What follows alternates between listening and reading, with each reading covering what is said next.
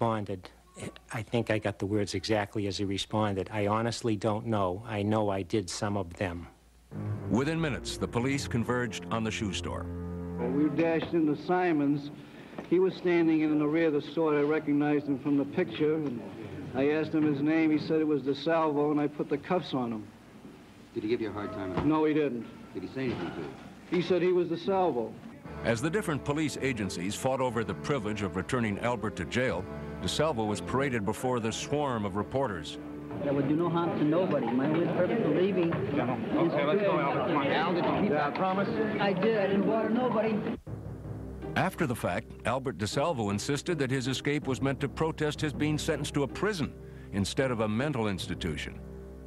Albert has had a single-minded and often articulated desire ever since he got in the place, and he initially retained me for the purpose of getting him to an institution where there were doctors. It was that simple.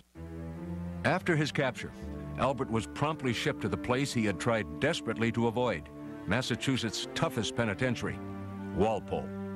There, he was reunited with George Nassar, who was serving a life term for murder. The two hatched a deal they hoped would bring them money and fame. My agreement with Al was simply this. If you promise me that you will confess to the crimes, not lie, confess to the crimes that you say you committed, and you will follow through with the program of psychiatric treatment and of assisting your family and of publishing a book concerning your crimes and concerning your treatment, I'll help you. It's a contract. Nassar began helping DeSalvo draft his book, and he rarely left Albert's side. Nassar was always there, and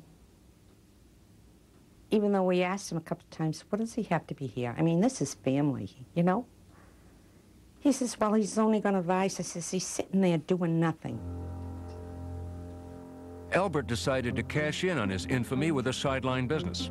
In the prison crafts room, he began assembling women's jewelry. His specialty was chokers. But Albert also had serious problems to face. He was a walking target for the other inmates. And they were all going to get him, you know. Could have been my sister, could have been my mother, could have been... They all wanted to be heroes. I can get the Boston Strangler, and I go up another couple of notches. They would affect the vengeance that the society felt was his due. They were saying, hey, you killed 13 women, some of whom were mothers, and you're going around bragging about it and finding that funny and talking about making chokers for women and laughing and giggling about this.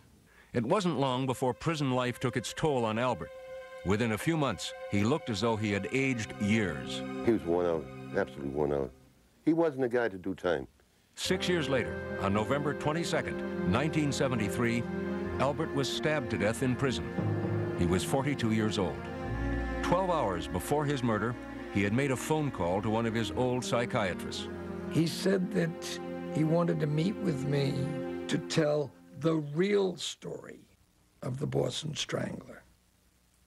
We were going to meet him at 9 a.m. Monday morning. He was killed at 2 a.m. that morning. My belief was that he was going to say how he got into this here, that he wasn't the Boston Strangler, who put him up to it, and name names. That was one theory. There were others. Albert was selling speed in the prison, and he was selling it at less than the syndicate price, and he'd been warned, don't do that. And Albert didn't take orders from anybody, and this time they killed him. He was killed over 2 pounds of institution bacon. He was supposed to give a pound to someone else and didn't. The case of Albert DeSalvo's murder remains open, and so do the Boston Stranglings. Despite widespread public certainty that DeSalvo was the strangler, some of those familiar with the case have lingering questions.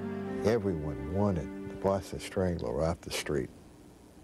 And if someone wanted to confess to it at that time and could give any reasons why he was, I think we were willing to accept it.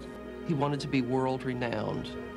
And of course, if you confess to the worst serial murder since Jack the Ripper, you're going to be famous, infamous. Another reason that he had was that someone convinced him that if he confessed to being the Boston Strangler, he could make it a lot of money. As far as the investigators are concerned, there is no mystery. Albert DeSalvo was the Boston Strangler. I've been asked many, many times over the years if I really thought that Albert DeSalvo was the Strangler. And I was positive 30 years ago, and I'm positive now. Albert DeSalvo never published the book that he thought would make him a rich man. But shortly before his death, he did write a poem and gave it to his lawyer, Tom Troy. Here's a story, The Strangler, yet untold. The man who claims he strangled 13 women, young and old. He struck within the light of day, leaving not one clue astray. To reveal his secret will bring him fame, but burden his family with unwanted shame. Today he sits in a prison cell, deep inside, only a secret he can tell. People everywhere are still in doubt. Is the Strangler in prison or roaming about?